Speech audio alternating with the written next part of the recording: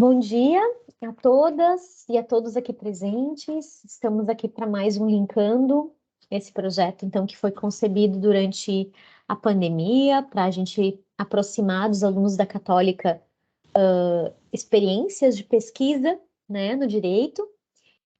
Estamos na 18ª edição e hoje conto com a presença da bacharela em Direito, Luísa Neis Ribeiro. Ela é bacharela pela Universidade Federal de Santa Catarina, está realizando um mestrado pela mesma instituição e é pós-graduanda pela Escola Superior da Magistratura do Estado de Santa Catarina. A Luísa, então, ela foi me indicada por uma pessoa que eu estimo muito, que é a professora Luana. A professora Luana já esteve aqui falando para os alunos justamente sobre a profissão de docente, né, como uma profissão jurídica possível a ser escolhida dentre tantas outras, né, que nós temos na condição de bacharéis em direito. E aí, quando eu fui falar com a professora Luana, que eu queria muito que alguém falasse sobre neoliberalismo, sabia que a professora Luana estava pesquisando isso, eu pedi que ela me indicasse alguma aluna, né, algum aluno, porque é legal também dar oportunidade para vocês que estão começando na nossa área também, da docência, na pesquisa, né, porque senão fica sempre falando as mesmas pessoas. Então, a professora Luana logo disse, eu tenho a pessoa certa para te indicar, e me passou o nome da Luísa, que é minha xará aqui, né? Então, a gente procede da seguinte maneira, Luísa. Vou te passar a palavra agora, tu pode fazer a tua apresentação, né? Normalmente, o palestrante faz a fala até o final, e depois a gente abre para perguntas. Eu normalmente faço algumas reflexões, alguns comentários, né? E aí, então, a gente finaliza no final, tá bom? Então tá, muito Fica bom. obrigada pela fala, obrigada pelo convite de estar aqui, né? Para mim é uma honra falar, assim, sempre que eu sou chamada eu vou para essas coisas de falar e coisa que eu gosto. Então eu tô bem feliz de estar aqui, bem feliz de estar ocupando esse espaço, até porque o tema é bem relevante, né? Eu considero, depois desse acúmulo de pesquisa sobre o tema, acho que o tema é bem importante de ser tratado, assim, academicamente, né? Também com seriedade, com responsabilidade. E fiquei bem feliz também da indicação da Luana, do meu nome, né? Então, estou bem feliz de estar aqui. Espero contribuir também para os alunos que estão aqui presentes e também para quem eventualmente for entrar em contato comigo. A gente pode trocar uma ideia também. Sempre me coloco aberta e à disposição. Mas para me apresentar um pouco, assim, só antes da gente entrar propriamente no tema, eu me formei início desse ano, já engatei um mestrado direto, né, pela mesma instituição. E a UFSC ali tem uma tradição boa, pode-se dizer um pouquinho mais consolidada, né, de pesquisa acadêmica, assim, pesquisa científica.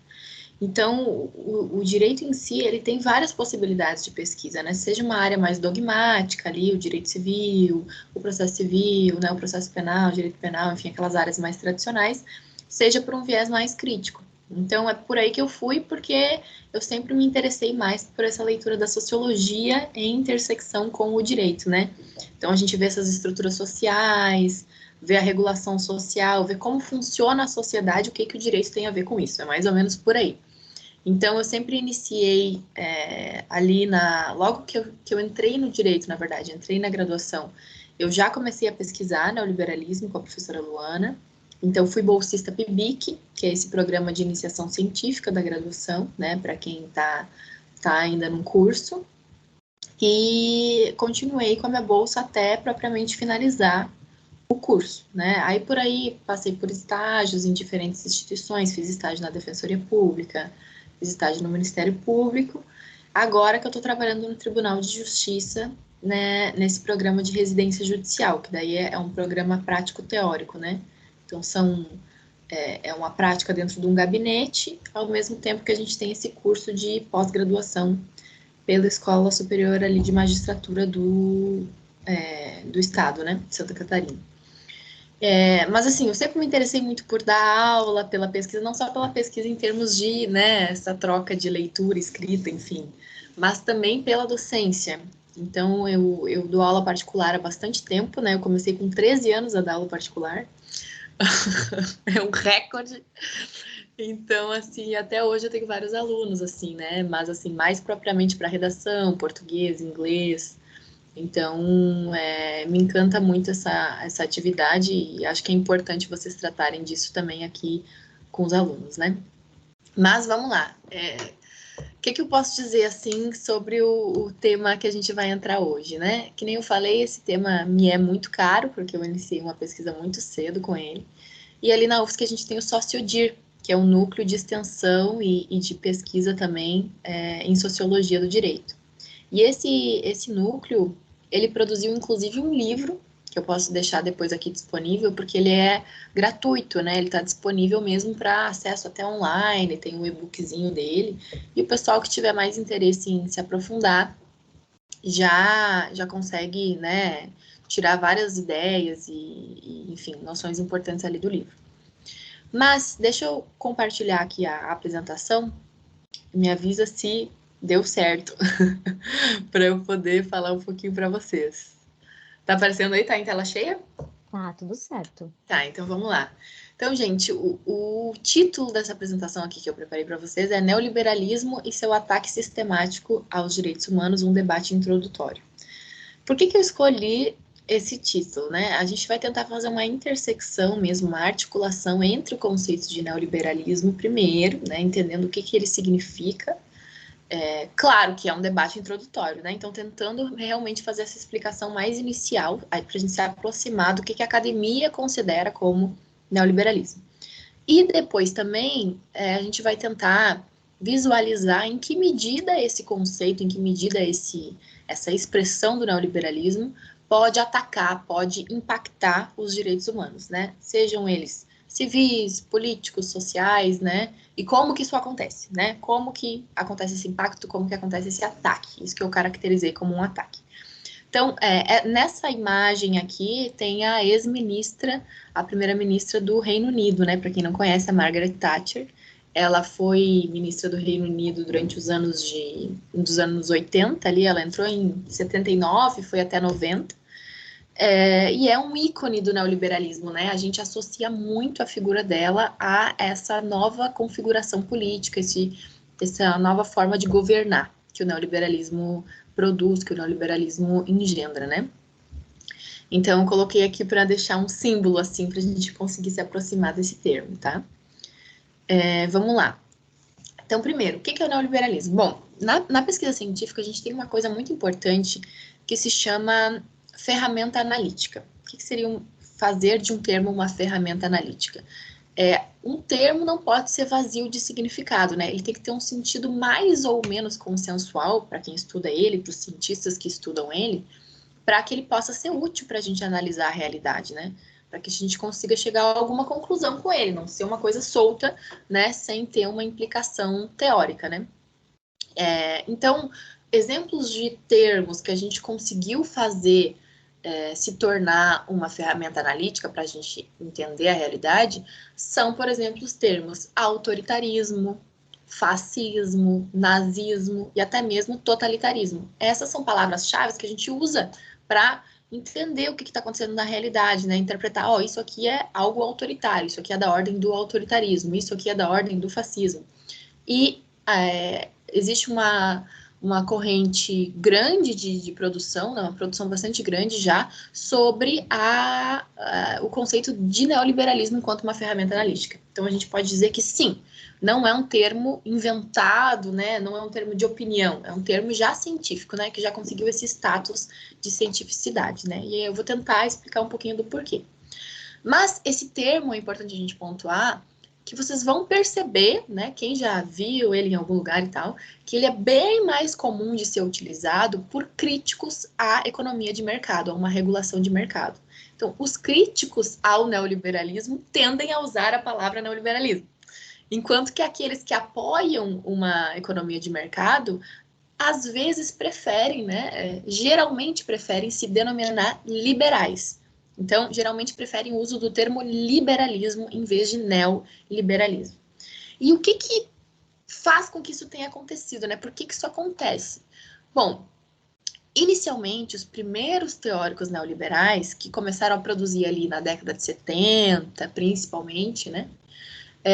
eles se denominavam neoliberais. Então, eles usavam, né, largamente, em larga escala, nos seus textos, nas suas discussões e nos seus discursos, o termo neoliberal, neoliberalismo, né, enquanto uma identificação própria, né? Existe um texto do Milton Friedman, por exemplo, que é um economista neoliberal, que a gente pode considerar neoliberal, que ele trata abertamente neoliberalismo, né? Ali pela década de 70. Neoliberalismo, eu me identifico com essa corrente de pensamento, eu me identifico com esse termo e tal.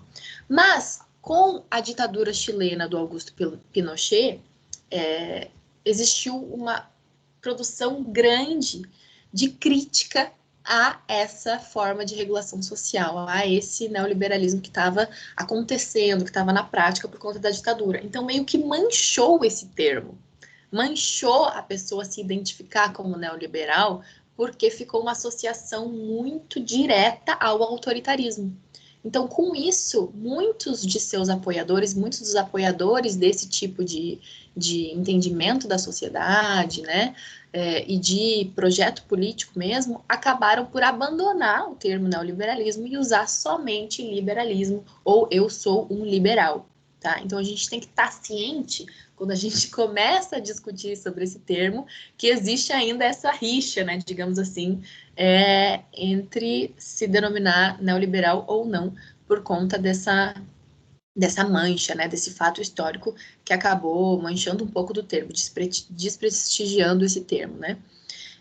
Mas a gente também tem que entender que até hoje persiste, né, uma coisa que permanece, uma diversidade de correntes explicativas sobre o neoliberalismo, né? Então a gente pode entender o neoliberalismo de diferentes maneiras, seja uma perspectiva mais econômica, olhando mais para a sua política econômica, né, para o que o neoliberalismo quer enquanto regulação da economia mesmo, seja de uma forma um pouquinho mais abstrata, de suas ideias sobre a sociedade, suas ideias sobre o indivíduo. Então, existem muitas perspectivas. De novo, mesmo que esse termo já tenha alcançado um status de científico, ele já é uma ferramenta analítica para a academia, ainda permanece um certo debate sobre o que é neoliberal ou não, né? A depender de onde é que se está partindo. Então, as sociologias, vamos colocar assim, elas não são únicas, né? Sempre existe algum nível aí de divergência entre os teóricos, de correntes diferentes para explicar essa realidade, tá? E aí eu coloquei aqui uma imagem que é bem marcante lá, que eu tirei desse documentário, que eu até recomendo quem tem interesse a assistir, que é a Doutrina do Choque, da Naomi Klein. Esse documentário tem no YouTube. Coloquei aqui uma imagem que é o Pinochet, né, o ditador chileno, que assumiu depois do assassinato, né, do Allende, do Salvador Allende, o presidente anterior. E aqui está sentado nessa cadeira aqui com um terno preto, o Milton Friedman, que é um dos economistas neoliberais que foi ao Chile, participou da ditadura chilena, de certa maneira, porque levou economistas, enfim, seus seguidores também, para ajudarem a, digamos, regular a economia do Chile, né, nesse momento de ditadura. Então, aí que manchou o termo, aí que desprestigiou e tal, mas é importante a gente pontuar que esses teóricos, eles tiveram uma participação direta nessa ditadura, né? E aqui eu coloquei outros dois ícones também, a gente pode dizer, né, do neoliberalismo, que são a Margaret Thatcher, que eu já mencionei, e o Ronald Reagan, que foi o presidente dos Estados Unidos também durante a década de 80, tá? Então, são assim, figuras, né, que também nos ajudam a guiar um pouco, a entender um pouco do que é esse conceito. Mas vamos lá. Para entender o neoliberalismo, então vamos tentar resumir assim de um jeito mais simplificador possível, né? A gente pode ver o neoliberalismo como três coisas diferentes e ao mesmo tempo, vamos colocar assim, que seriam teoria e prática econômica, teoria política ou uma ética, também chamado por alguns autores, né, de racionalidade, um sinônimo de ética e racionalidade. O que é isso? Quem entende o neoliberalismo enquanto uma teoria e uma prática econômica, vai focar principalmente na sua compreensão enquanto um projeto de restabelecimento das elites, do poder econômico dessas elites. Então, o que se vê quando as taxas de lucro, por causa da crise de 70 ali, né, da década de 70, da estagflação e tal, Quando essas taxas de lucro das elites começam a baixar, começam a diminuir, o neoliberalismo vem enquanto um projeto que vai garantir que essa margem de lucro aumente novamente. Então, tentando restabelecer mesmo essa relação entre os capitalistas e os trabalhadores para que os capitalistas consigam lucrar mais, né? Justamente porque existe essa diferença, essa hierarquia que seria necessária, então, algumas mudanças institucionais, algumas reformas, enfim, alguns tipos de políticas mesmo para serem implementadas de modo a garantir esse lugar da elite, né? Essa recuperação de algum lugar social ou mesmo uma ascensão dessas classes mais abastadas, né? Que a gente sabe que são a minoria da população, mas que vem no neoliberalismo como esse meio para recuperar o seu lugar de poder econômico. Então, essa seria o primeiro plano, o plano mais material do fenômeno do neoliberalismo. Depois a gente tem também, enquanto uma teoria política, ou seja, o neoliberalismo ele também é um jeito de governar, um modo muito específico de governar. Esse jeito específico de governar, ele tenta defender que o Estado deve operar nas mesmas margens, nos mesmos modos, né, de funcionamento de uma empresa. Ou seja, o Estado, as suas empresas estatais, né, as suas instituições como um todo, as universidades públicas, tudo que existe que está atrelado ao Estado deve funcionar como uma empresa, como se essa fosse a única alternativa, né? Então, tentando remodelar esse Estado e essas instituições para funcionarem como empresas. Porque, segundo os neoliberais, segundo essa teoria, é mais eficiente, é mais produtivo e é também melhor para a sociedade como um todo que o Estado opere de uma maneira competitiva. Então, aqui a gente tem valores como a competição, valores como a transparência, que são atrelados a um mercado, que daí a gente pode discutir em que medida é assim mesmo, mas assim, para os teóricos neoliberais, o mercado ele é muito idealizado como esse grande organismo que tudo organiza, que tudo faz funcionar. Então, dessa maneira, a competição tenderia a dar resultados melhores, mais eficientes, né? A competição protegeria o consumidor, enfim. Tudo isso é um mercado muito idealizado. Mas para esses teóricos, o que acontece? O Estado precisa operar a imagem e semelhança do mercado, precisa adotar mecanismos que funcionam no mercado.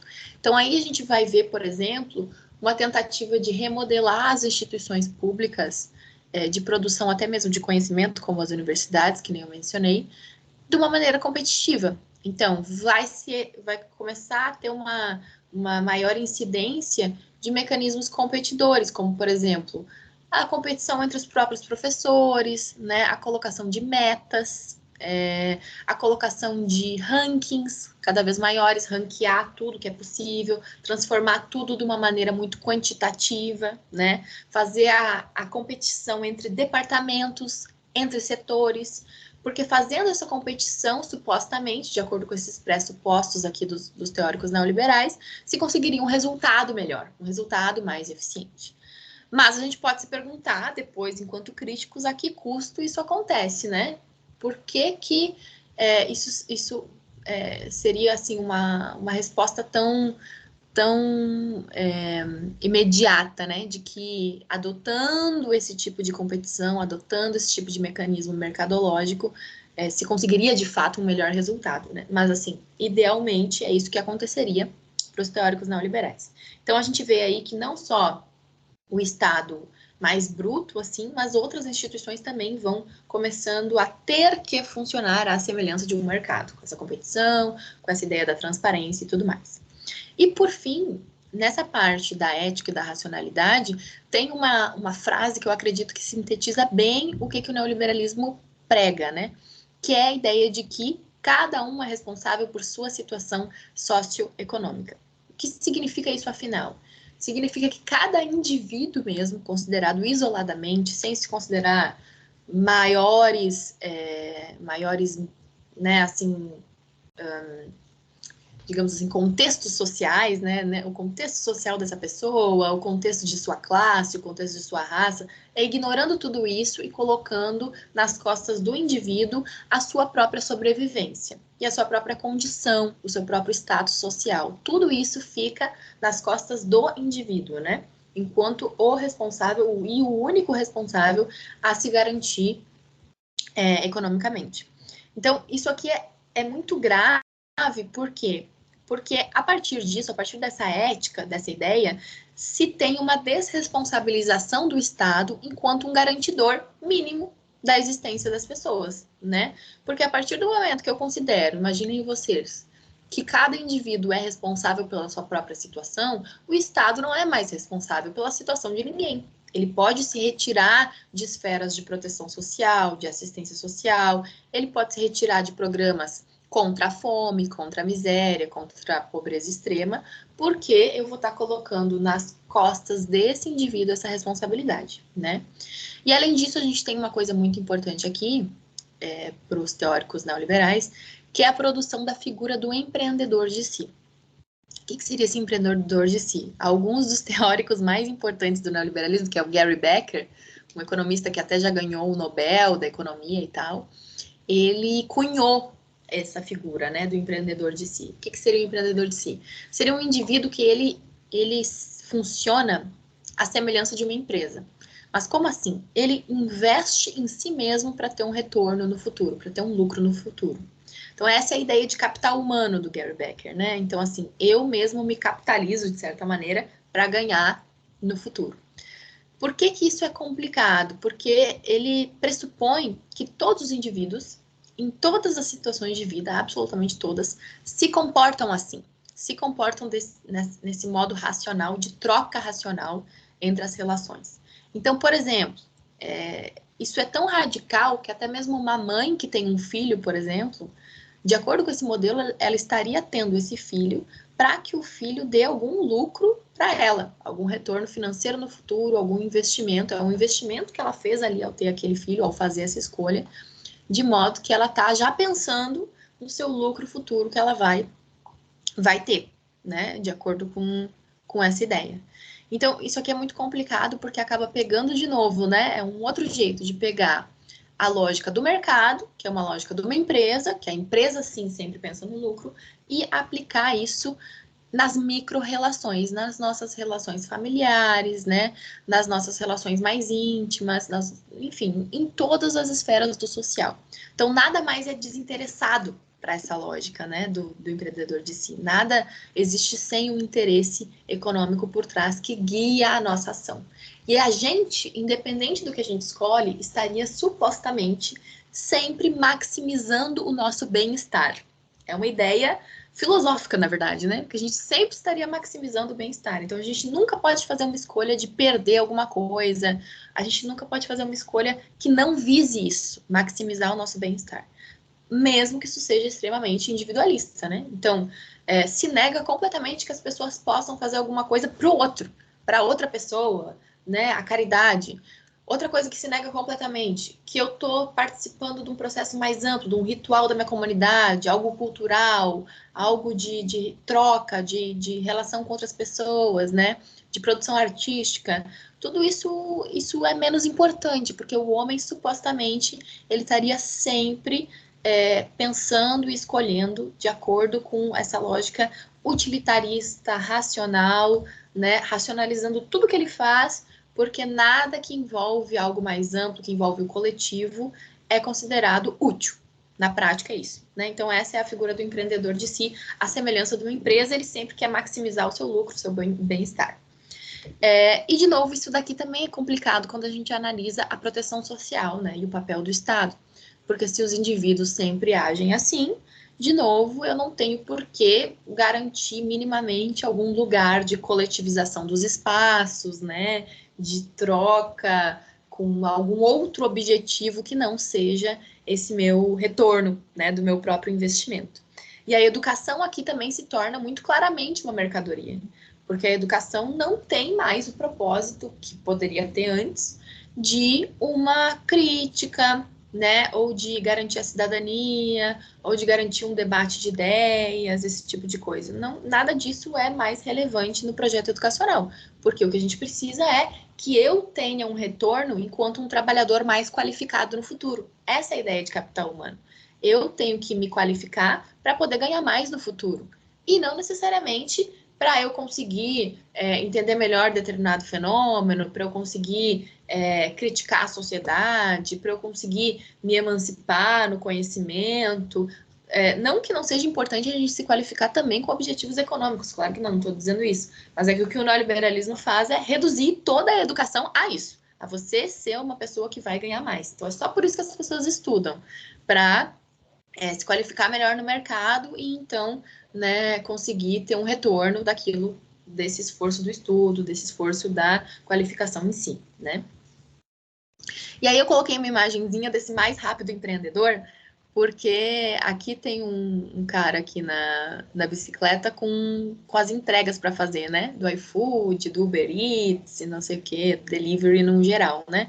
Isso aqui é um tema bem amplo, mas que a gente pode caracterizar como uberização do trabalho, que é um dos impactos mais latentes e também mais recentes, a gente pode dizer, desse neoliberalismo que vê todos como empreendedor de si. Então, a proteção social hoje de um cara que faz entrega pelo iFood, por exemplo, é nenhuma, porque ele não é considerado um trabalhador. O iFood é considerado apenas uma plataforma onde ele se cadastra enquanto um empreendedor. Então, ele não tem garantidos nenhum tipo de direito social pela empresa, a empresa não garante isso, né? Porque ele não é um trabalhador da empresa, ele é só um empreendedor que usou dessa plataforma para vender o seu próprio trabalho, né? Então, dessa maneira, a gente tem aí uma certa... É até um certo cinismo isso, né? Porque no final das contas o iFood ele acaba tendo uma margem de lucro gigantesca, muito grande, né? Assim como várias outras empresas que fazem esse mesmo esquema aí, né? Como o Uber, né? Como que mais as outros deliveries e tal. Mas o que a gente pode visualizar é que ainda se tem, mesmo juridicamente, mesmo nas decisões jurídicas, na lei em si, nas normas em si que regulam essa relação, uma ideia de que esse cara é empreendedor, de que ele não é um trabalhador, de que ele não tem assegurado a proteção social que ele teria em uma outra relação, né? Se ele de fato tivesse uma carteira assinada e uma vinculação expressa àquela empresa, tá? Mas vou continuar aqui, acho que isso aqui já deu para esclarecer bastante. Enfim, uma coisa que a gente tem que entender muito claro, assim, que eu queria destacar bastante com vocês, é que o neoliberalismo, no discurso, ele fala que quer diminuir o Estado. Isso é muito comum. A gente vê que quem defende o neoliberalismo tende a pregar essa redução, essa diminuição do Estado na hora do discurso. Mas o que seria essa diminuição do Estado? Isso acontece na prática? A gente pode visualizar que sim, por um lado, porque o Estado neoliberal é aquele que reduz na proteção social, que eu estava falando antes, mas ele se agiganta em outros lugares, né, em outras atuações. Então, um dos lugares que o Estado neoliberal mais cresce é no lugar do controle social, é no lugar da punição, é no lugar do encarceramento, da segurança pública. Então, a gente tem aí um discurso econômico de corte de gastos, por exemplo, mas ao mesmo tempo que o que aparece na prática quando a gente analisa esses movimentos neoliberais, seja aqui no Brasil, seja em outros países, é uma realocação desse orçamento do Estado, né? Então, ele sai da educação, ele sai das esferas de cuidado, ele sai da previdência, ele sai da proteção social de uma maneira geral e ele vai para a segurança pública, ele vai para as prisões, ele vai para outros lugares. Então, o que se tem, se a gente for analisar aqui pelas lentes da sociologia, que é o que eu estou propondo para vocês, o que se tem é uma transformação desse Estado, e não propriamente a sua redução, a sua diminuição, a diminuição da sua atuação, né? Porque quando a gente pensa no Estado, a gente pensa que o Estado, ele aparece nas nossas vidas de alguma maneira, ele nos toca de alguma maneira, seja recolhendo os nossos impostos, seja na hora que a gente vai, pedir algum direito pela via do judiciário, caso a gente tenha tido uma violação do nosso direito, seja pelas instituições mais variadas, do PROCON, enfim, pense em todas as esferas de atuação do Estado enquanto esse ente que ele chega até nós, né? Então, a promessa do neoliberalismo é que ele deixe de chegar, mas na verdade ele chega mais. quando a gente percebe a atuação prática dele, né? Ele acaba chegando mais, mas ele chega de outras maneiras, né? Não dessa maneira tão protetiva e mais dessa maneira violenta mesmo e autoritária, muitas vezes, que é aumentando esse grau de insegurança da população, né? Aumentando o próprio armamento também, enquanto uma bandeira dos neoliberais, né, aumentando o efetivo de polícia, o efetivo enfim, da atuação mais da ordem da violência mesmo, dessas instituições mais repressivas, em vez de instituições mais né, coletivizantes, digamos assim, como da assistência social e nesse sentido de proteção, tá? Então, eu coloquei aqui também a imagem de um dos teóricos mais importantes do neoliberalismo, que é o Friedrich Hayek. Vocês podem dar um Google depois para entender um pouquinho melhor de quem ele é. Ele tem uma obra importante que se chama O Caminho da Servidão. Essa obra foi uma obra muito relevante para tentar vender o Estado como esse ente do mal, né? De que cada tentativa do Estado de proteger o indivíduo é uma tentativa dele se tornar mais atuante na comunidade e assim ele pode se tornar um grande leviatã autoritário, né? Então o caminho da servidão seria isso, ele vai segundo Hayek, o Estado ele iria comendo pelas beiradas, né, até controlar totalmente a vida desses indivíduos. Claro que o que o Hayek faz aqui é um exercício teórico, um exercício abstrato de construção desse caminho da servidão, né? Mas até hoje a gente vê uma reverberação dessas ideias muito forte, né? Principalmente pelos políticos neoliberais, que falam assim que o Estado não pode fazer nada, ele não pode entrar nisso, ele não pode dar a cesta básica, ele não pode fazer nada, porque senão ele está interferindo demais na liberdade desses indivíduos. E o que é liberdade para o Hayek, que é assim o teórico, o intelectual que mais produziu sobre esse conceito da liberdade? A liberdade para o Hayek é tudo que não envolve uma coerção física. Tudo que não for coerção física é considerado um exercício da liberdade dos indivíduos. Então, é uma noção de liberdade que a gente pode visualizar bem reduzida e abstrata, né? Porque não se leva em consideração estruturas sociais que às vezes condicionam as nossas escolhas, né? Não se leva em consideração que uma pessoa pode ser coagida muitas vezes moralmente, que às vezes ela é coagida pelos papéis de gênero que ela tem que desempenhar, por exemplo, né? Que às vezes ela é coagida por uma discriminação de raça que ela teve que suportar, que ela teve que aceitar. Enfim, é uma ideia de liberdade bem abstrata mesmo, que só coloca como uma violência física como impeditiva dessa liberdade. Então, eu coloquei aqui para vocês saberem e terem uma noção mesmo de onde é que parte, né, essas ideias neoliberais e como elas encontram assim uma certa contradição quando são aplicadas na prática, né? Porque se esse Estado, a gente tem que cuidar para ele não se tornar esse ente do mal, digamos assim, para ele não interferir demais na vida dos indivíduos, quando é colocado na prática a agenda neoliberal, a gente vê que o Estado acaba sendo mais violento do que ele seria, né? Se não tivesse esse grau de transformação das suas instituições, né? De modo a tentar controlar os indivíduos por prisões, de modo a tentar controlar esses indivíduos até mesmo na sua manifestação política, porque o neoliberalismo tenta se vender como a única opção, como a única alternativa, e isso tem um custo grande quando se refere ao controle, né, quando se refere à violência que o Estado pode tomar, né, enquanto esse ente político mesmo, né. Então, eu coloquei aqui para vocês saberem também que a ética e a racionalidade neoliberal, que a gente está falando ali do empreendedor de si, também atribui esse fracasso ou esse sucesso como algo estritamente individual. Não se vê as raízes desse sucesso ou desse fracasso. Isso aqui gera um sentimento assim que a gente tem acompanhado, principalmente nas gerações mais novas, com a minha, né, a de vocês também, que a gente se sente sempre culpado, né, por não estar tão bem assim na vida. Por quê?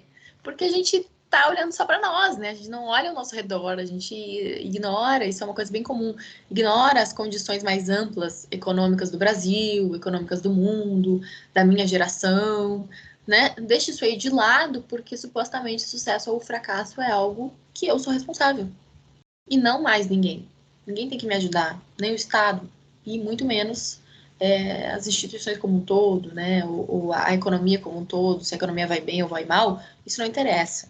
O que interessa é que eu fracassei. Se eu fracassei, a culpa é totalmente minha. Isso pode ser altamente prejudicial, assim, em termos de saúde mental, né, e de vida mesmo, né, vida subjetiva, a gente pode colocar assim, né. Mas, continuando aqui, a gente vai começar a entrar agora um pouquinho em termos mais concretos, né, de como acontece esse ataque, então, ao neoliberalismo, agora que a gente já sabe mais ou menos o que ele é, como que ele ataca e o que ele ataca, afinal, né, em termos de direitos humanos.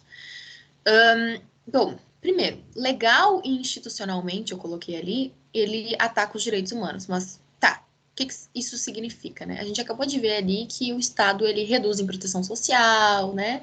Que o Estado, ele acaba fazendo reformas, se modificando para não precisar se responsabilizar pela condição econômica e pela condição social das pessoas. Então, essa mudança institucional e legal, né, e das leis e das normas que o neoliberalismo acaba defendendo e acaba colocando, né, já é um ataque em si aos direitos humanos, né? Porque no momento que se tem ali direitos trabalhistas, direitos sociais, que eram garantidos e que não são mais, que são derrubados por esse neoliberalismo pelas suas reformas, já se tem aí uma desestruturação daquilo que estava previsto, né? Mas, por outro lado, eu acho importante destacar isso, discursivamente o neoliberalismo também vai desestruturando esses direitos, né? Então não se tem só uma revogação ali explícita na lei que não existe mais o tal direito, né? É uma coisa até mesmo discursiva. Então eu coloquei algumas frases que nos ajudam a entender como que isso acontece. O Ronald Reagan, que eu falei para vocês, que é um ícone do neoliberalismo, presidente dos Estados Unidos, ele falava: acredito que o melhor programa social é o emprego. Vejam como esse é um discurso altamente contra qualquer tipo de programa social, né? Porque se ele está dizendo que o melhor programa social é um emprego, ele fala assim: veja, se a economia te dá um emprego, o Estado não precisa mais fazer nada, né? Ser responsável por nenhum tipo de política social. Por quê? Porque isso é a cargo da economia. Então, o Estado vai se retirando e, portanto, ele se retira como garantidor dos direitos, né? Dos direitos sociais, dos direitos trabalhistas, de toda essa esfera de proteção. E, por outro lado, eu coloquei ali uma frase do Milton Friedman, que é que muitas pessoas querem que o governo proteja o consumidor, um problema muito maior é proteger as pessoas do governo, né? Algo do tipo. Aqui a gente vê de novo, né? Então, os direitos do consumidor também, o governo não tem que mais garantir isso. Por quê? Porque o problema maior é o governo. Então, ao demonizar o governo e ao demonizar essas instituições garantidoras da proteção social, já se tem aí essa, discursivamente, mesmo que na prática não mude nada, mas discursivamente já se tem um ataque, né, a essa construção coletiva mesmo dos direitos, né, porque a gente tem que lembrar que os direitos humanos são algo que passam pelo reconhecimento social deles. Então, é preciso que a comunidade, que a sociedade esteja atenta quando tem uma violação de direitos, né, veja isso como algo grave, faça algo em relação a isso. Porque se discursivamente as pessoas vão entendendo que isso não é relevante, isso de fato vai se tornando menos relevante. As pessoas lutam menos pela garantia desses direitos quando se tem um discurso assim muito fácil e já difundido de que eles não são importantes, de que eles não têm que ser garantidos, de que o governo não pode fazer nada, de que o problema é o governo, né? E todo esse tipo de coisa, né?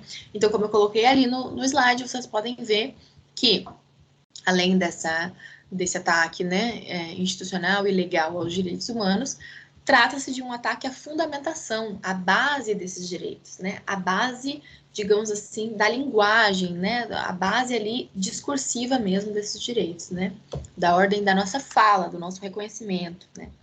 E isso é muito relevante de ser tocado também, né, a gente precisa lembrar que os direitos humanos passam por essa nossa conversa coletiva sobre eles, né, digamos assim. Então, passando aqui, os direitos sociais são esses primeiros, os primeiros a serem atingidos, né, eles são os primeiros a serem atingidos pelo neoliberalismo muito claramente, assim, o que a gente mais consegue visualizar é isso, né. Então, eu trouxe aqui um pouquinho da discussão para o Brasil, para a gente começar a pensar como que eu posso identificar, como a gente poderia identificar a atuação do neoliberalismo no Brasil na destruição desses direitos sociais. Então, recentemente, a gente teve aqui uma série de reformas que a gente pode, sim, identificar como reformas neoliberais, ou pelo menos fundamentadas em ideias neoliberais, que seriam a reforma trabalhista de 2017, coloquei os anos ali para vocês saberem, né? A reforma da Previdência de 2019, a lei da terceirização de 2017 e a emenda constitucional 96, que acho que é 95, acho que eu digitei errado, gente. É 95. Do teto dos gastos públicos de 2016. Essa emenda, ela mudou o regime fiscal brasileiro, colocando ali, instituindo, né, um teto de gastos anual que só poderia ser corrigido pela inflação anual, né, o investimento público em setores chaves, como a educação, né, a própria previdência e algumas outras áreas.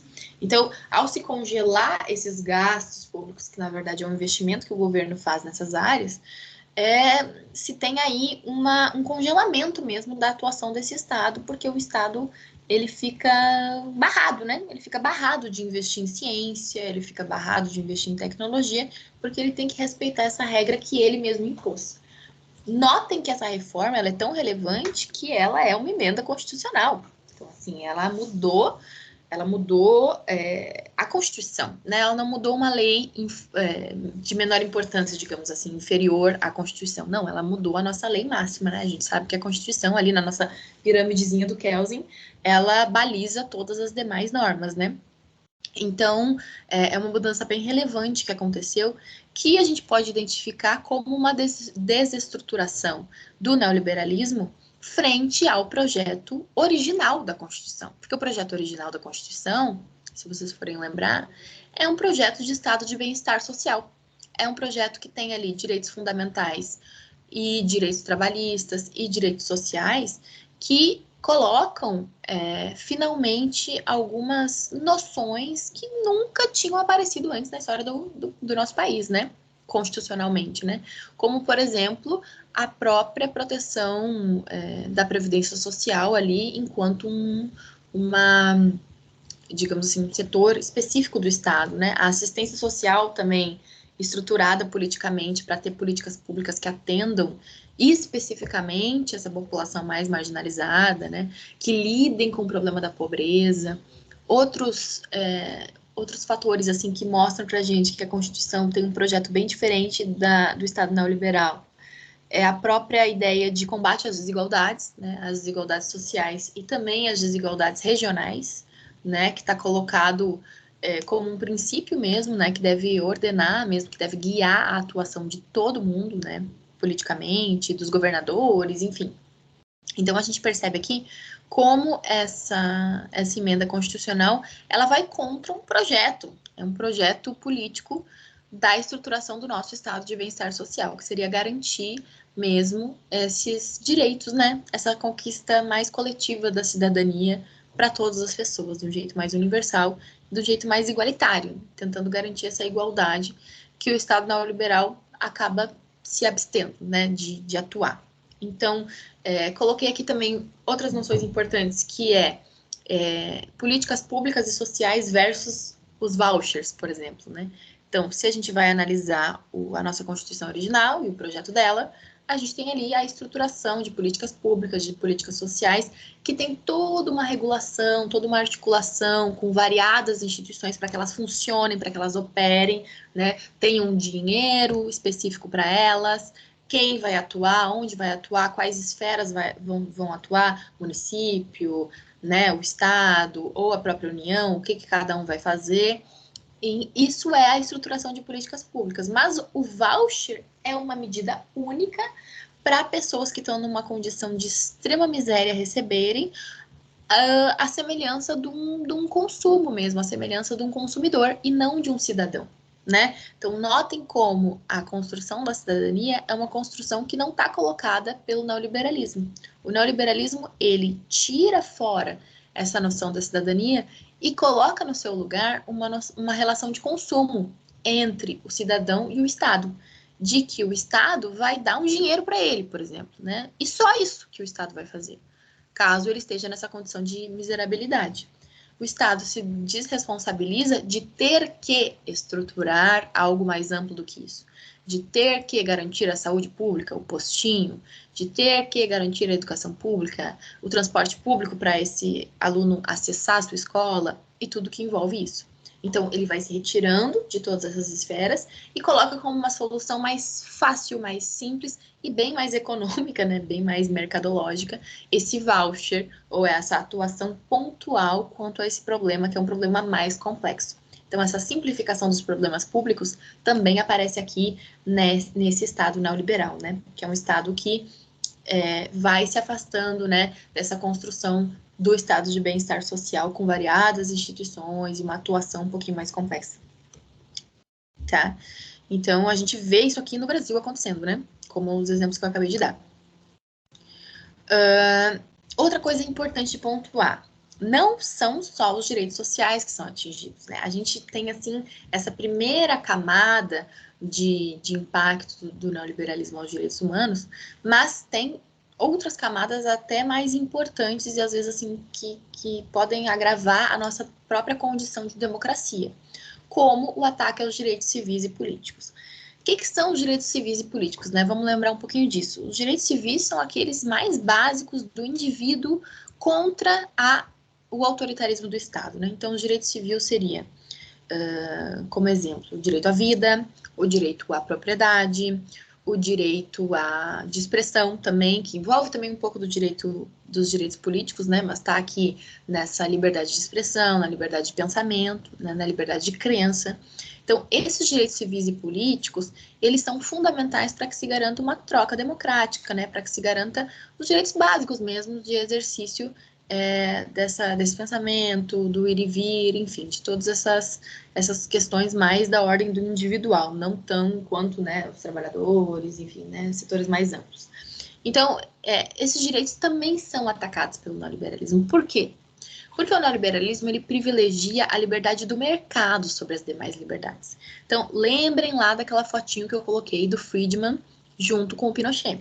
Por que isso é possível? Por que o Friedman estava lá se disponibilizando para atuar economicamente junto a um ditador, a um cara que já se sabia que era visivelmente um ditador?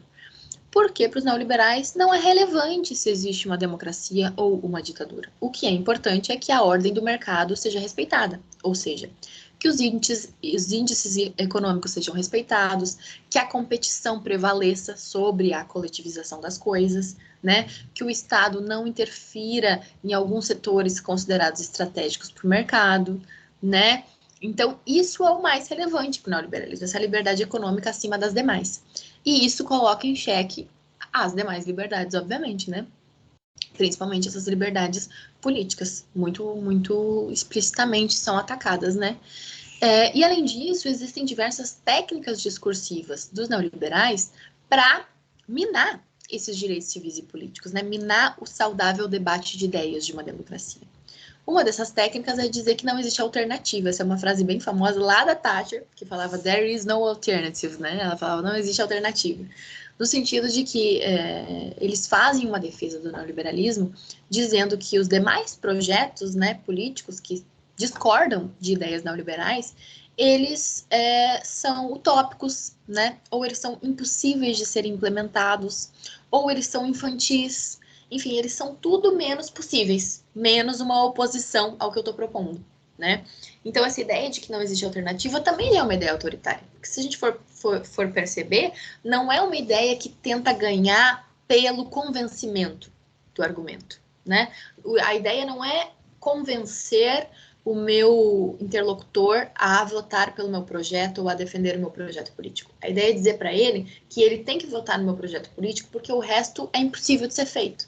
Então, é uma demonização dos adversários políticos e dos outros projetos, né? E, ao mesmo tempo, também, o neoliberalismo é muito famoso por fazer uma aliança com os conservadores, e agora, mais recentemente, com o que a gente pode identificar com os neoconservadores, para aplicar a sua agenda econômica. Por quê? Porque a agenda econômica neoliberal, principalmente aqui no Brasil, na América Latina como um todo, ela é impopular. É só vocês verem o Michel Temer, por exemplo, como é que ele saiu do governo com um índice de reprovação recorde, né? Sendo que ele foi o responsável por grandes das reformas aqui que a gente acabou de ver aqui, né? A reforma trabalhista, né? A reforma da Previdência foi o Bolsonaro, mas ali a lei da terceirização foi o Temer, e o teto dos gastos públicos também foi durante o governo Temer. Então, vejam que ele saiu impopular. Ele não ganhou o povo, né? Ele não teve uma aprovação boa, ele não teve, assim, uma avaliação positiva do que ele fez economicamente. Só que para poder, então, fazer com que essa agenda econômica seja tocada, né, para que ela seja, assim, eleitoralmente viável também, para que as pessoas apoiem, de certa maneira, é preciso que esses políticos neoliberais se aliem a ideias conservadoras, porque essas são mais populares. Então, essa aliança, ela não é incomum, ela é bem assim, recorrente de acontecer, né? Porque aí se tem um pano de fundo que eu posso defender todas essas ideias econômicas, mas eu vou falar antes de outras questões. Eu vou falar antes do homossexual, da mulher, eu vou trazer um discurso um pouco conservador da família, para poder chegar nas pessoas, ganhar o apoio delas e implementar aquilo que eu quero na parte da política econômica, mesmo que isso vá contra o interesse dessas famílias, né? Que às vezes são famílias mais populares, né? O Brasil a gente sabe que não tem uma renda per capita boa, né? Uma distribuição de renda boa também não. Então, de fato, são medidas econômicas impopulares, né? São medidas econômicas que não garantem assim a subsistência da população e a melhoria da vida dessa população, mas ganham por essa aliança, né? Então, essa aliança é uma aliança estratégica para os neoliberais conseguirem ganhar espaço, né? E além disso, daí vem junto o ataque às minorias. Por que o ataque às minorias? Porque para o neoliberalismo não é interessante colocar as estruturas sociais como algo importante, algo que a gente deve olhar. Lembra que a gente estava vendo ali que a ética neoliberal é aquela ética individualista, né? De que cada um é responsável por si. Então, assim, as condições mais amplas, né? Aquilo que condiciona a nossa ação e até mesmo o nosso pensamento, que são as nossas condições de classe, de raça, de gênero, isso tudo é desconsiderado. E no momento que isso é desconsiderado, isso também, de certa maneira, é reforçado.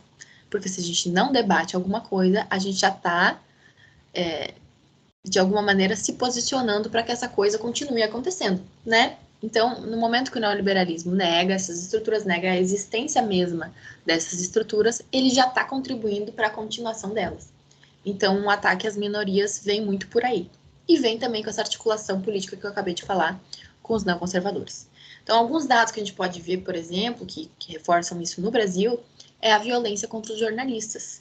Tá? Esses dados até estão um pouco defasados, porque tem até dados mais recentes de 2021, 2022, mais alarmantes ainda do que os últimos de 2020.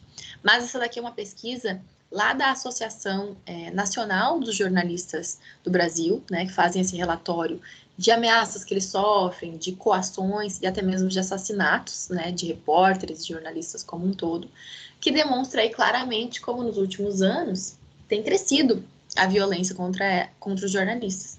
E por que isso aqui é relevante? Porque o jornalista é aquele cara que ele está responsável por, de alguma maneira, coletar esses dados, né, esses fatos da realidade e expor para a população, né? Tem um impacto na opinião pública e nesse nosso pensamento mesmo.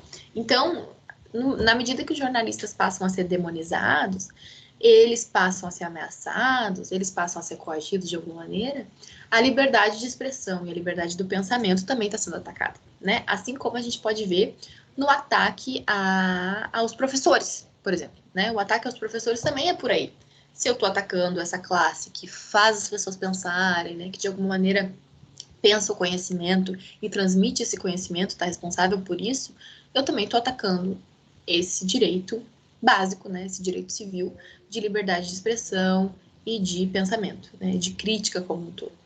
Então, isso aqui também está dentro do que a gente considera de um impacto mesmo visível do neoliberalismo. E, por fim, eu queria terminar falando um pouco, de maneira bem breve, né, de um ataque específico que o neoliberalismo faz aos direitos das mulheres. Por quê? Veja bem, a gente começou falando ali que o neoliberalismo, o que ele mais ataca, o que é mais visível que ele ataca são os direitos sociais, né? Mas, veja, se o direito social a previdência social, por exemplo, a uma escola, a uma creche, está sendo atacado, ele está sendo diminuído, o Estado está saindo dessas esferas, quem que vai fazer o que o Estado não está fazendo mais? Quem vai cuidar da pessoa doente da família, por exemplo? Quem vai cuidar da criancinha que está sem creche? Quem vai passar a cuidar durante a pandemia, como a gente viu, das pessoas doentes, né, das pessoas em uma condição pior, das pessoas com deficiência? Por uma questão cultural, por uma questão histórica, quem é tradicionalmente puxada para atuar nesse lugar são as mulheres. Então, as mulheres são sobrecarregadas na medida que o Estado se retira dessa esfera de cuidado, nas suas mais diversas atuações, né? Então, o neoliberalismo, ao fazer isso, ao diminuir em proteção social, ele coloca a mulher num lugar já historicamente atribuído a ela pelo patriarcado, né? Que é esse lugar da cuidadora, que é esse lugar da pessoa que tem que servir a família, servir ao homem, e cada vez vai sendo mais retirada de uma atuação mais autônoma mesmo, né? Se ela quiser fazer tal coisa, ela faz, né? Da sua atuação profissional também. Isso tudo é atacado diretamente pelo neoliberalismo. Então, a gente tem aí como resultado um reforço de uma hierarquia de gênero e, além disso, né, uma luta muito forte, que cada vez a gente tem percebido isso com mais ênfase no Brasil, contra qualquer tipo de direito sexual ou reprodutivo. Não estamos falando só do aborto, que o aborto já é criminalizado no Brasil, mas a gente está falando de um ataque ao aborto nos seus casos já previstos legalmente, como, por exemplo, o direito ao aborto no caso de estupro, o direito ao aborto no caso de risco de vida à gestante. Tudo isso é colocado em xeque pelo neoliberalismo, porque não é interessante para ele que a mulher seja autônoma. Por quê? Se a mulher for autônoma, o Estado vai ter que começar a se responsabilizar de novo pela criação dessa criança, né? Pela educação dela, pelo cuidado com os mais velhos, que nem eu falei, pelo cuidado com os doentes e tudo mais. Então, não é interessante para o neoliberalismo que se tenha uma maior equidade entre homens e mulheres. E sim que seja reforçado, de novo, esse lugar da mulher, esse lugar, né, submisso, né, de subordinação, de submissão das mulheres. Então, qualquer tipo de direito sexual ou reprodutivo, essa construção iria contra esse sistema de gênero, né, essa hierarquização. Isso é muito problemático, né, isso é visto como uma ameaça, como um risco ao sistema neoliberal, que quer nos colocar enquanto essa cuidadora e garantindo, assim, a continuidade da ordem do mercado, sem o Estado precisar se responsabilizar por muita coisa, né? Então, eu achei bom dar esse fechamento para a gente entender também que não é tão simples assim, né? Às vezes a gente enxerga o neoliberalismo como algo da ordem da liberdade mesmo. Não é comum a gente interpretar assim, porque é como ele chega, né, para nós, no discurso, no dia a dia, enfim. E quem não quer liberdade, né? A gente pensa sempre isso. Quem não quer liberdade é uma palavra muito boa de garantir adeptos mesmo. Só que quando a gente percebe essa atuação prática do neoliberalismo que ele acaba defendendo, não é exatamente o tipo de liberdade que a gente quer, né? Então é isso que a gente tem que se perguntar. Em que medida essa liberdade está sendo defendida e quais liberdades a gente vai querer lutar, por quais liberdades a gente vai querer, de fato, né, se disponibilizar a construir coletivamente. Então, eu achei interessante fechar com isso, porque muitas vezes a gente pensa que o movimento feminista, por exemplo, que é um movimento também pela liberdade das mulheres, poderia estar atrelado a um conceito de liberdade neoliberal. Mas o que a gente vê é que na prática, não, porque ele acaba restringindo mais a liberdade dessas mulheres do que sendo alguma ferramenta para emancipar elas, né, dessa condição de hierarquia, enfim.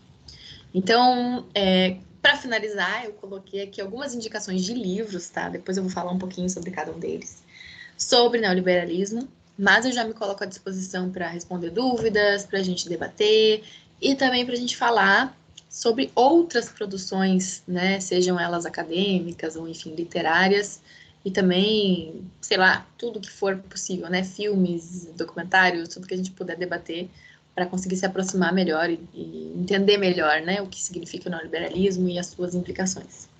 E agradeço novamente o lugar, a palavra, o espaço, e me coloco à disposição. E estou muito afim de ouvir vocês um pouco, quem tiver afim de falar.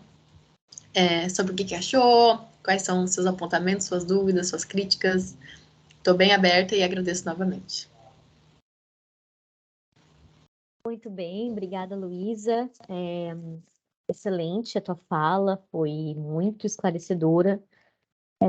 Tem muitas informações aí, uma pena quem entrou tarde, né? Conectou tarde aí.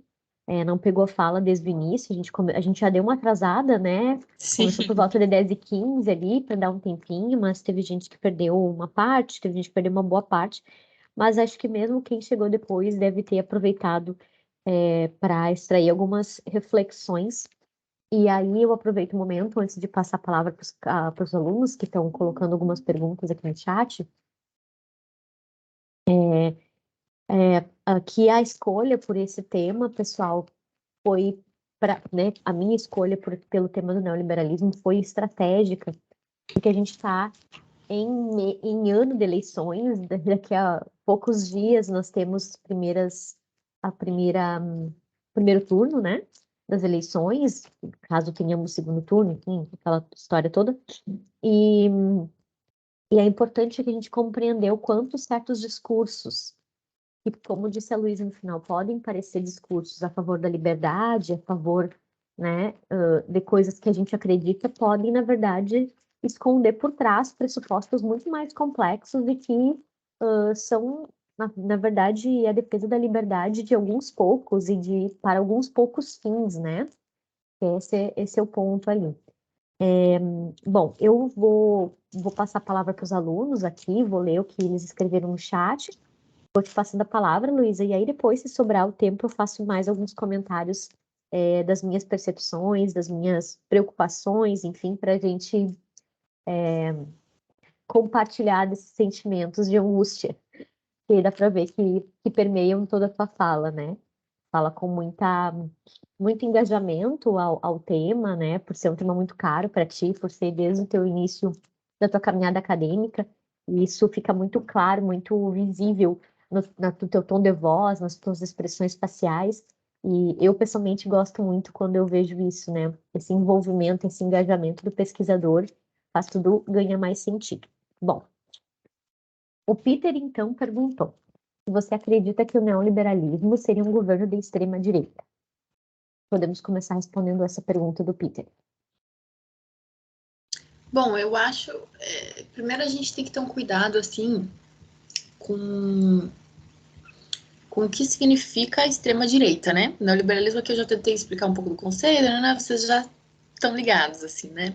Mas o que seria a extrema-direita? Seria um espectro político, né? Da direita, obviamente, mas de um autoritarismo maior, né? Por isso extrema. A extrema eu acho que seria, assim, colocar esse político ou esses políticos, essa atuação enquanto algo autoritário. Então seria uma atuação autoritária da direita, né? Mais autoritária, mais flertando aí com o fascismo, os movimentos, né? O fascismo, o nazismo seriam movimentos de extrema direita. Então, não que o neoliberalismo necessariamente ele apareça desse jeito. Ele nem sempre vai estar sendo autoritário. O que eu tentei colocar ali para vocês é que, sim, em muitos casos ele foi explicitamente autoritário, né? Ele teve ligado a regimes autoritários, portanto, a regimes de extrema-direita, né? Ele sempre atuou em regimes de extrema-direita quando foi autoritário, mas não necessariamente ele foi autoritário, né? Então, se esse neoliberalismo consegue chegar ao poder, por exemplo, por uma via eleitoral, e não acontecem muitos, digamos, não acontecem muitos percalços para que a sua agenda econômica possa ser seguida, ele pode continuar, inclusive, atuando dentro da democracia, sem ter necessariamente atuações autoritárias, violentas, né? Então, não é uma conexão direta entre o neoliberalismo e a extrema-direita. Ele pode atuar no campo da direita, né, da direita política, mas sem ser necessariamente extrema-direita, né? Só que o que a gente tem visto é que em países, sobretudo da América Latina, algumas demandas sociais históricas que sempre aparecem, como por exemplo, as demandas por proteção social, as demandas ali pelo mínimo existencial que não chega nesses países por conta de sua desigualdade extrema, como o Brasil aqui sofre ainda com a fome, sofre ainda com a miséria. O que é comum de acontecer são protestos, manifestações de rua, né, algum tipo de revolta popular que acaba ameaçando o sistema. Nessa hora, o que acontece? O governo, via de regra, vira mais autoritário, para conseguir garantir aquilo que ele já implementou, né? Para conseguir garantir essa agenda de privatização, essa agenda de desestruturação dos serviços públicos, de retirada do Estado das suas faces sociais, né? Então, para garantir a continuidade desse projeto, via de regra, uma direita pode se tornar uma extrema-direita, né? Mas eu queria deixar bem claro que não é algo automático do neoliberalismo. Aí depende do seu contexto, onde é que ele vai estar aparecendo, né? Em que país é esse. Por exemplo, é muito comum que nos países mais centrais, né? Europa, nos países mais ricos, não se tenha tão forte essa ameaça à democracia, né? À institucionalidade da democracia. Por quê? Porque já são países que têm uma classe média maior, né? Então, pessoas que conseguem se bancar sem necessariamente precisar de alguma coisa do Estado. Então, já não se tem assim esse risco tão grande de escalar para uma extrema direita. Mas nos países aqui mais pobres, da América Latina, é mais comum que isso aconteça e é importante que a gente esteja atento a isso, né? Se eu respondi, se a Luísa quer falar mais alguma coisa.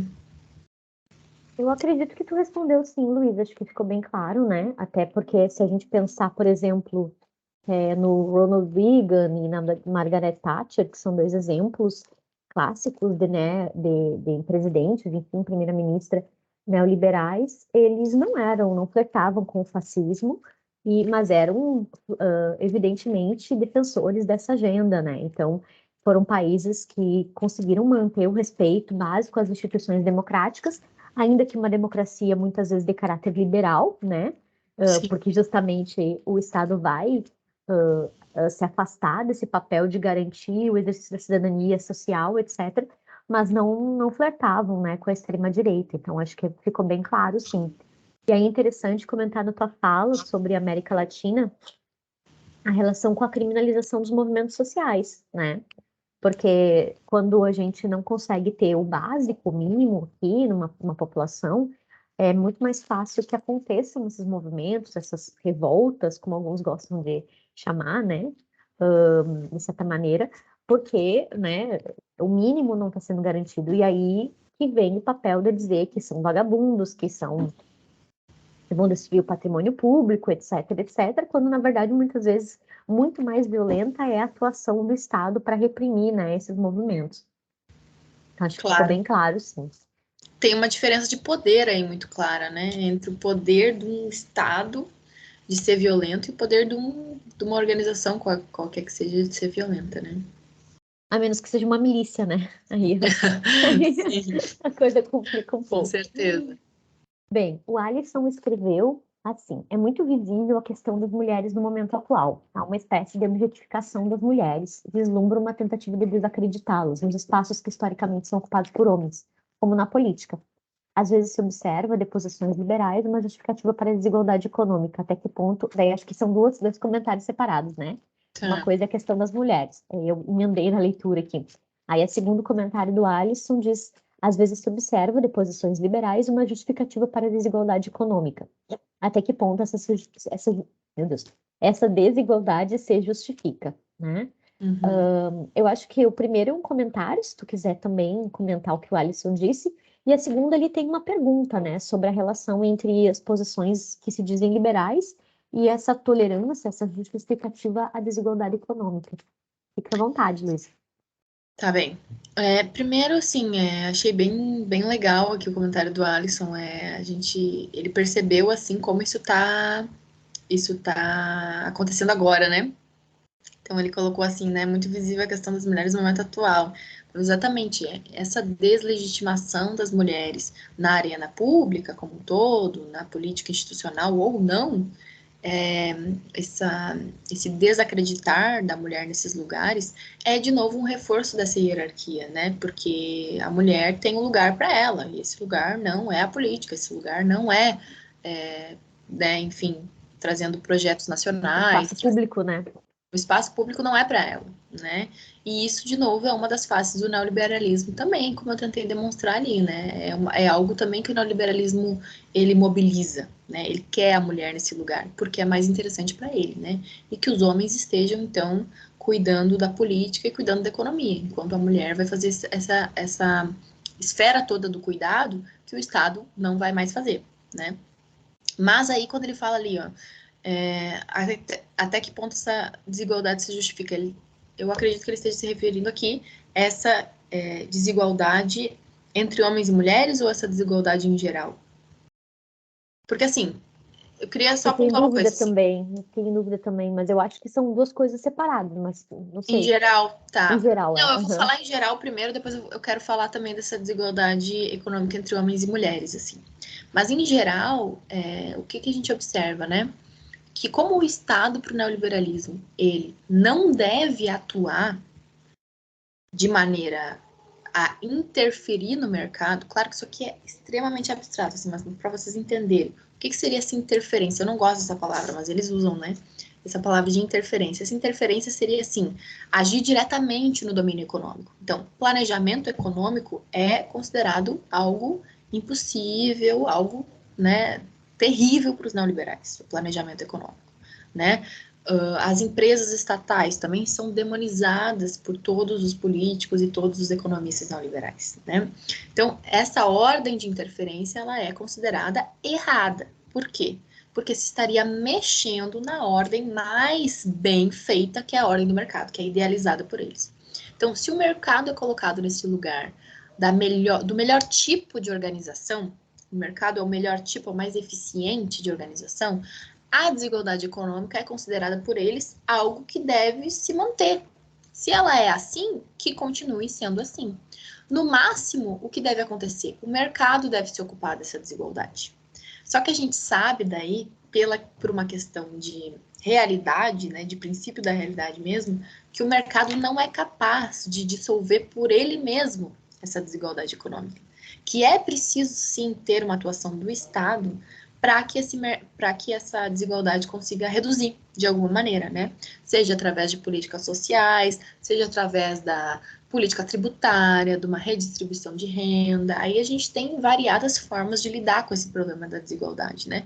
E é importante destacar também que a própria Constituição coloca como dever do Estado, né, nesse nosso projeto constitucional, esse dever de lutar contra, de combater, de destruir, né, a desigualdade econômica, que é muito grande no Brasil. O Brasil é um dos países mais desiguais em termos de renda e mais ainda em termos de capital, né? Se a gente for comparar um pequeno empresário com um grande, é uma desigualdade ainda maior do que um desembargador com um cara que vende pipoca na rua, né? Então, a desigualdade do capital sempre é maior do que a desigualdade do trabalho, da renda do trabalho, né? Mas o que acontece? A posição liberal é essa. A posição liberal é pela continuidade da desigualdade econômica, porque se ela está. Se lidar com ela envolve uma interferência do Estado na economia, a gente não deve ir por aí, porque o mercado é considerado o melhor regulador, né?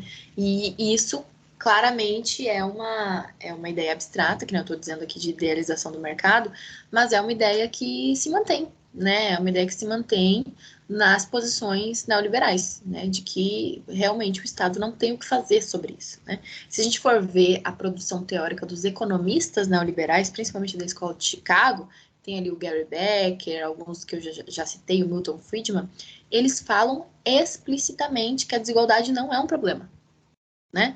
E que se tiver num nível muito grande que vai ser vai provocar algum tipo de problema, o próprio mercado vai dar conta disso, vai dar conta de reverter esse quadro, porque o mercado tem o princípio da concorrência, então a concorrência ela estaria ali para dissolver essa desigualdade, né? Alguns colocam isso, outros já colocam isso que eu falei de que ela não é um problema, né? A desigualdade não é um problema.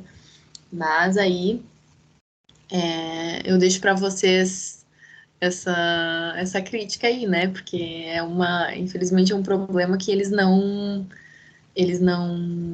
se abstêm, né? Eles não De enfrentam, né? entender como um problema, né? Perfeito, perfeito. E sobre homens e mulheres, eu Isso, de mencionar eu isso, ia assim, dizer. né? Essa desigualdade econômica entre homens e mulheres. É comum a gente perceber dos neoliberais essa posição de não interferência do mercado, até mesmo quando se refere à discriminação de gênero no mercado. Então, a gente sabe que as mulheres ganham menos, às vezes, para fazer as mesmas coisas, são mais qualificadas, né? Isso é estatístico, né? Às vezes, até com maior qualificação, elas não têm o mesmo retorno financeiro, né? São discriminadas porque engravidam, porque tem uma filha, porque tem um filho, porque tal coisa, né? Então, de novo, essa discriminação, ela é vista como algo que o próprio mercado seria apto a resolver. Na mesma ideia dessa desigualdade econômica mais geral de classe, né? Que a gente estava falando antes. Só que o mercado não resolve, né? A gente sabe que o mercado não resolve. Mas na idealidade, na abstração teórica dos neoliberais, o mercado resolveria esse tipo de problema, né? Mas, de novo, é tirar o Estado desse lugar. Essas estruturas, se elas existem, elas não são relevantes, né? Para o neoliberalismo. Perfeito. Até porque, lembrando, se a mulher produz menos pelo viés do neoliberalismo, pelo viés, né, que é esse quantitativo, porque ela engravida, porque ela tem que sair do trabalho para cuidar da mãe, do pai, do sogro, da sogra, dos doentes, né, ela tem que ganhar menos mesmo, né? É mais ou menos esse o raciocínio, né? Afinal de contas, ela está revertendo menos para a economia, então, apesar de que ela é extremamente. Isso é uma ironia, né, gente? Pelo amor de Deus, fique claro que, né? Apesar de ela ser extremamente importante para a manutenção do sistema na forma como o neoliberalismo pensa o papel do Estado, né? Então, ela tem que ficar em casa mais o máximo possível, ela tem que cumprir essas funções, e aí, por outro lado, ela não dá um retorno financeiro que seja possível de monetizar, né? De quantificar, porque o trabalho doméstico não remunerado, ele não é quantificável, é muito difícil a gente quantificar isso, né? Então, ela realmente tem que ganhar menos, porque afinal de contas, ela trabalha menos para o viés, né, quantitativo do neoliberalismo. Então, é uma coisa que é um paradoxo, né? Porque o É, liberalismo manda a gente ficar em casa, mas não quer nos remunerar por isso. aí de novo a gente vê também que tem uma estrutura do capital mesmo, assim, né? Do capitalismo. Né? O neoliberalismo Exato. também ele é É. considerado por alguns autores como uma fase desse capitalismo, né? Mais financiarizado, da Aham. austeridade, da redução dos direitos sociais e tal. Quando a gente analisa a história do capitalismo, a gente vê que essa divisão entre o trabalho produtivo na fábrica, que gera uma mercadoria, e o trabalho reprodutivo, que é esse É, do perfeito. cuidado, de cuidar das crianças, né? Ele foi separado pelo capitalismo, né? Exato. Foi o capitalismo que separou, porque Uhum. antes, né, as sociedades produziam e reproduziam a vida de uma maneira mais coletiva, né? Todos eram responsáveis por mais ou menos todas as coisas, né? E Uhum. quando se separou isso, se deixou a cargo dos homens, via de regra, esse trabalho produtivo e, portanto, a remuneração via salário, e o trabalho reprodutivo ficou a cargo dessas mulheres. Então, é uma estrutura já que o capitalismo Anterior ao neoliberalismo, né? coloca, né? Eu posso dizer que o capitalismo coloca, mas o neoliberalismo ele impede a transformação disso, né? Ele reforça essa divisão e reforça os papéis, né? Então tem homem para fazer isso e mulher para fazer aquilo, né? E o Estado sai fora desse lugar de mediação entre as duas coisas, né? De tentar proteger a mulher da sua condição de discriminação na esfera produtiva. Ele vai se retirando de fazer essa conversa, né? Ele se retira dessa conversa e aí piora muito, né? Porque a gente tem aí essa condição mesmo de submissão das mulheres, né? E de discriminação no trabalho como um todo, né? Muito bem. Pessoal, mais alguma questão, algum comentário, alguma dúvida mesmo, né? De algum ponto possa ter ficado aí? Eu vou aproveitar, pessoal pode falar, tá? Mas eu vou aproveitar para colocar no chat aqui o link do livro, para quem Isso, bem quiser, lembrado. Ótimo. porque como ele é gratuito, é muito bom. Aham, isso mesmo. Porque já dá para botar pro pessoal, quem quiser, tem vários capítulos ali, às vezes ajudam a entender melhor. Quem tem interesse é bem interessante mesmo. Eu queria, enquanto tu vai fazendo isso, e de repente o pessoal vai escrevendo mais alguma coisa, enfim, eu queria fazer alguns comentários até para talvez esclarecer alguns pontos para os alunos, tá, Luísa? Claro. Primeiro, achei bem interessante no início quando você falou de ferramenta analítica, né, para se referir Uhum. ao neoliberalismo. Alguns aqui já fizeram TCC, outros estão fazendo, outros estão no início do curso, mas a gente não costuma usar exatamente esse termo, até porque ferramenta analítica, eu acredito que ela pressuponha o uso do termo para a compreensão do fenômeno na realidade, né? Se eu entendi bem Sim. a maneira como tu utilizou o termo. Mas a gente utiliza aqui com os alunos para construção, eu sou professora de projeto de TCC e de TCC, né? A gente utiliza aqui com os alunos os termos categorias básicas e conceitos operacionais, que é algo muito parecido, né? Então, a categoria básica é essa palavra-chave, como tu comentou, e a gente vai buscar, o pesquisador vai buscar um conceito operacional que, em geral, exige também um consenso razoável, né, por parte da ciência, do entendimento a respeito dela, e esse conceito operacional, em geral, é extraído de um marco teórico, que tu com certeza também construiu na tua pesquisa, para partir do entendimento do que é neoliberalismo, né? Porque tu mesmo disse que tem muitas correntes, né? Eu não sou estudiosa dessa área, mas eu trabalhei um pouco, uma época eu li a perspectiva do Boaventura sobre o neoliberalismo, né? E ele constrói o neoliberalismo como um processo em 4 frentes, né? Político, econômico, social e cultural. Ele inclui a questão cultural também.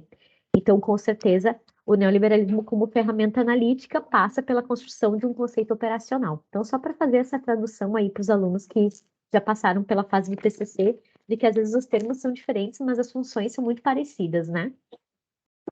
Antes de eu seguir aqui, a Cláudia escreveu, queria apenas comentar que achei sua fala muito completa, bem dinâmica, trazendo vários pontos que ajudaram muito para se situar no tema que você trouxe. Parabéns, eu amei muito o tema. Obrigada, Claudinha. Ai, que bom, Cláudia, que bom. Eu Agradeço agradeço. muito as palavras, obrigada, sério. É muito importante para mim ouvir isso, porque também às vezes a gente se sente assim, até por ser mulher, né? A gente tem essa coisa da síndrome da noia, Da impostora. da síndrome da impostora, síndrome da noia, se a gente for falar do jeito mais informal, assim, né? Aham. De que, ai, não sei, será que tá bom isso aqui? Será que eu falo isso, falo aquilo, falo aquilo outro, né? Então é importante a gente ter esse feedback, assim. Sempre o importante é a gente conseguir, na verdade, com essa conversa, aprender mais, né? Aprender junto. Isso. Então eu acho Perfeito. que quando a gente consegue comunicar as coisas, é a conta, né? É isso que vale, é o que fica. E já deixei aí as recomendações também, o livrinho. Coloquei ele no meu Instagram para vocês poderem seguir, ou mandar mensagem quando vocês quiserem, porque eu tô aberta mesmo a mandar coisas, tá? Então, quem precisar de material, ou quiser trocar uma ideia mesmo, é bem útil fazer essa ponte, né, com as pessoas. Então, às vezes eu lembro, assim, na minha trajetória de pesquisa, logo que eu iniciei, como eu tinha tantas dúvidas, assim, de como recortar as coisas, né, como que eu vou fazer para explicar tal negócio, qual autor eu vou utilizar, qual marco teórico, que nem a gente estava falando, né. Então, são dificuldades que a gente sempre tem. E quando tem uma outra pessoa que às vezes já manja mais, ou já estudou mais, aquela coisa, também nos ajuda. Então, Perfeito. Claudinha, tu queria falar? Eu vi que tu ligou o microfone e desligou de novo. Se tu quiser falar. Sim, eu só queria dizer que eu realmente gostei muito mesmo da tua fala, eu achei que tu fala muito bem, apresentou muito bem, foi muito completo, assim, foi fácil de acompanhar, sabe? Um tema tão complexo, foi fácil de acompanhar, e como a professora Luísa comentou, assim, deu para ver realmente que é um tema que toca no teu íntimo, assim, deu para ver que é uma coisa que é importante para ti, enfim, foi bem legal ver o teu entusiasmo. que bom, obrigada. Obrigada por ter pegado a palavra agora. Gostei mais ainda de ter um Legal, né? retorno. É legal escutar a voz, né? O Alisson escreveu: Eu agradeço pela oportunidade, espero que possa vir em um evento presencial. Ó, quem sabe, né? Ai, a gente nunca sabe. Me chamem, gente. Eu já falei. Se vocês me chamarem, eu vou. Tá certo, tá certo. Eu queria comentar um outro ponto só que eu acho que talvez possa ajudar os alunos a entenderem um pouco melhor. A política do voucher, pessoal, nada mais é do que né, o pagamento de um valor que pode ser na forma de bolsa, pode ser na forma de, enfim, de várias maneiras, por parte do Estado, para que a pessoa usufrua, né, desse direito no setor privado, né? E aí eu sempre falo, e já falei isso várias vezes, tá, Luísa? A Bolsa Uniedu, que o governo do estado disponibiliza nas instituições comunitárias, é uma política de voucher. Aí vocês podem dizer assim, poxa, professora, mas isso é ruim? Isso não é ruim, afinal de contas, a gente está tendo acesso, a gente está podendo estudar aqui na Católica, a Católica é uma instituição boa.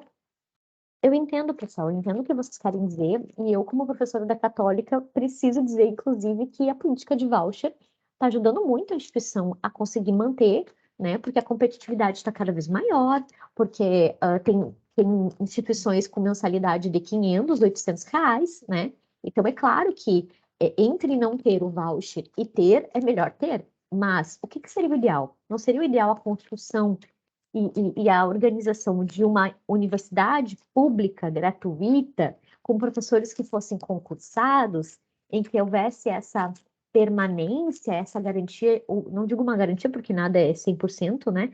Mas muito mais uma garantia de continuidade, porque seria uma política muito mais estruturada, institucionalizada. Afinal de contas, muda o governo, a gente não tem como saber se essa política de voucher vai continuar existindo, né, com a mesma dimensão, porque ela foi constitucionalizada, né, Luísa, não sei se tu sabe, mas tá no artigo 170 e 171 da Constituição Estadual, mas pode, porque é uma política de voucher, no próximo governo cair pela metade, por um terço o número de verba destinada a isso, assim como aumentou muito durante o governo do Moisés, né? Então, e aí em que medida essa política de voucher, ela não acontece simultaneamente ao corte de verbas para uma instituição pública? Que aqui eu nem sei, porque acho que só tem a Unesc, né? Que é estadual, para a gente poder comparar. Mas se a gente pensar, por exemplo, na defesa, por exemplo, de voucher para creche, falta vagas nas creches públicas. Vamos dar voucher para as crianças estudarem nas creches privadas. Daqui a pouco, essa política ela vai concomitantemente tirando dinheiro das creches públicas. E as creches públicas, gente, elas têm permanência, elas são institucionalizadas. Para te fechar uma creche pública de um dia para o outro, não é assim. Agora, uma creche privada de um dia para o outro, tu fecha. E aí, como é que ficam aquelas crianças, né? Então, falando assim, uma linguagem bem concreta, bem palpável, a política do voucher é basicamente isso, né? E é uma política que tem esse viés no fundo da ideia de que o Estado não precisa prestar porque ele pode terceirizar, né? Que é uma lógica muito, né, econômica em si, da eficiência, etc. Então, eu só queria fazer esse complemento bem concreto, assim, Luísa, que eu acho que talvez ajude os alunos a entender melhor essa questão do voucher, tá bom? Não, perfeito. Eu acho que é importante a gente colocar isso, né? E realmente, talvez eu não tenha explicado muito bem o que significa esse voucher, Não, tu explicou, só que tu mas... não deu nenhum exemplo. Ah, entendi. Então, por isso que eu pensei, vou dar um exemplo bem claro e Porque tá concreto bem que eles entendem, né? Isso. E outra, assim, o voucher, o Milton Friedman é um dos maiores defensores do voucher, né? Ele tem livros e livros e livros falando sobre voucher, porque para ele seria uma alternativa muito, muito válida para mercadorizar mesmo esses serviços públicos, né? Então, essa tentativa de mercadorizar é, de novo, aquilo que a gente estava conversando antes, de se responsabilizar o Estado, desestruturar ele enquanto esse ente complexo, né? E simplesmente deixar a cargo do mercado mesmo. Até assim, existe uma certa provocação, assim, de que o Bolsa Família seria um voucher, né? Uhum. Mas, gente, não, o Bolsa Família não seria um voucher. Não. O Bolsa Família foi até extinto esse ano, né, pelo Bolsonaro. Ano Mas o Bolsa passado, né? Família não era um voucher, ele era uma política mesmo pública, né, social, porque ele tinha Muito bem articulado. condicionantes, né, era atestado a frequência escolar dos alunos, né, e ele estava dentro de um programa mais amplo de estruturação de outros serviços públicos, como o serviço de saúde, envolvia a atuação de outros ministérios, né, a mãe tinha que vacinar os seus filhos, então era também visando uma cobertura vacinal maior, mais ampla. Tinha várias instituições que garantiam ali os conselhos do Bolsa Família. né, outras atuações do município, do governo do estado e depois do Ministério mesmo da Assistência Social, que era na época do desenvolvimento social. Enfim, então era uma coisa bem complexa pensada, não. né, e não exatamente um dinheiro que a pessoa recebia É. ali, né, era Não, e pensado, muito era menos uma mais terceirização, né? Porque nada disso passava por uma terceirização, ou seja, você vai receber o Bolsa Família e você vai ser atendido na escola privada por sei lá, se a qualidade é mais ou menos, se tem como fiscalizar, se ela vai continuar existindo. Não, era tudo dentro do Estado, era o Estado prestando sim, um serviço, inclusive por meio do Bolsa Família, garantindo a identificação da ausência das condições de prestar esses serviços, né? Então, se a pessoa tem que cumprir a vacinar seu filho e não tem onde vacinar, isso gerava um índice, isso gerava uma estatística de que, bom, lá a gente precisa articular isso, porque o cidadão, ele ia cobrar. Então, era uma política muito, muito bem pensada, não tem absolutamente nada a ver com voucher. Bem lembrado, Luísa, só para a gente não confundir alho e bugalho, né? sim, exatamente. Mas eu acho que a gente vai finalizando, né? Já são 15 para meio-dia. Eu sempre digo que é 1 hora e meia, mas quase nunca dura 1 hora e meia, porque ai, acaba que é o debate, né? É sempre muito gostoso conversar sobre os assuntos. Eu acho que é isso, então. Luísa, vou agradecer mais uma vez a tua presença, a tua disponibilidade, né? Lamento que a gente não tenha tido uma adesão muito grande por parte dos alunos, e já conversamos sobre isso antes. Mas aí eu disponibilizo para ti a gravação, tu pode utilizar como tu bem entender, sempre lembrando, claro, de mencionar a instituição, né? O curso aqui. Mas pode divulgar o quanto tu quiser, que para nós a gente só ganha com isso também, tá bom? Ai, muito obrigada. Eu agradeço muito, agradeço o espaço, agradeço todo mundo que comentou, que participou. Quem não veio perdeu muito, amei. Valeu, Alisson. Enfim, gente, muito obrigada mesmo pela participação de vocês. Eu sei que é difícil também estar aqui sábado de manhã, né? Todo mundo tem seus compromissos e também tem seu momento de descanso, né? Que É, geralmente é no final de semana, então também isso. é complicado, né? Mas me acompanhe aí, quem quiser pode mandar mensagem que eu sempre respondo. Agradeço também a professora novamente por ter me chamado. A instituição também, espero que essa iniciativa da instituição possa continuar, seja pelo Linkando ou algumas outras formas, né? Que Sim, vocês encontrarem de debater essas ideias, de trazer um pouco a academia de um jeito um pouquinho mais palpável para o pessoal aí, né? isso, perfeito. E tentar simplificar as coisas, né? Nem tudo é tão difícil assim. Eu acho que a gente conversando também consegue preparar os alunos para encarar aí uma leitura às vezes mais complexa, mais difícil Isso. e vir para a pesquisa quem quiser, né? Então é isso. Eu sou uma defensora assim muito entusiasta mesmo da pesquisa científica e acho que todo mundo tem que pelo menos assim tentar se aventurar a ler alguma coisa, né? Buscar alguma coisa naquilo que interessar mais.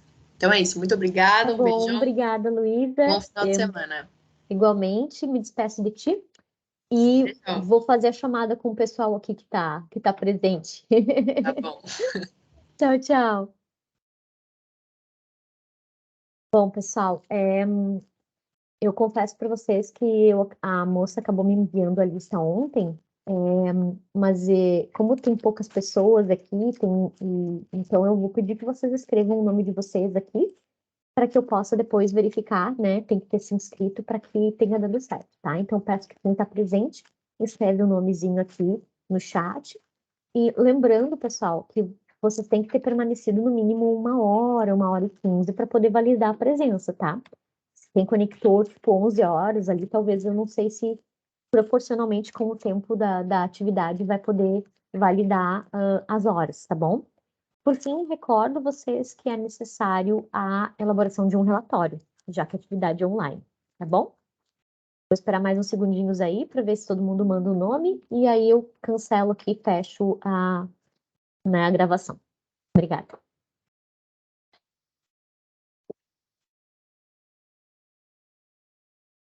Tchau, Pro. Bom final de semana. Tchau, bom final de semana, Claudinha, Peter, Alisson. Obrigada pela presença. Tchau, tchau. Obrigado por tudo. Um bom final de semana. Ô, prof, sei que a senhora é bem atarefada, mas seria interessante também a gente tentar organizar um podcast, né, que tem temas como esse que são bastante, bem relevantes que deveriam, tipo, ser mais explorados, né? Tipo, um podcast, eu acho que seria bem legal. Então, o Samuel me mandou mensagem esses dias e eu disse para ele assim: Meu Deus, Samuel, a gente já não dá conta do que a gente precisa fazer. Imagina ter que criar um podcast, né? É, Daí ele falou assim: Prof, eu vou esperar Luiz, eu vou esperar tu voltar da licença maternidade, depois a gente conversa. E eu disse: É melhor mesmo. Vamos esperar eu verdade. voltar da licença, depois a gente vê, né? Tinha até esquecido disso. Parabéns, tá? Prof. Obrigada, obrigada. Ia ser Obrigado, legal. Luísa. De Luísa para Luísa, né? De verdade. Verdade. Tchau, tchau. Uma boa tarde. Eu vou indo lá, então, tá bom? Sim, Um sim, beijo pra já você. tinha te liberado, tu não precisa Então participar da tá. chamada. Até mais. Tchau, tchau. Então, tchau, Obrigada. tchau.